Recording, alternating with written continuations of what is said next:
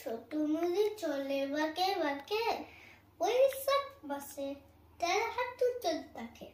পার হয়ে যায় গুরু, পার হয়ে গেলে দুই ধার উঁচু তার সাড়ে তার পারে।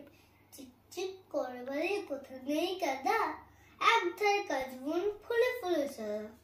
কিচিমিচি করে সেতা শালিকের ঝাঁক, রাতে ওঠে থেকে থেকে শেয়ালের হাঁক। আর পারে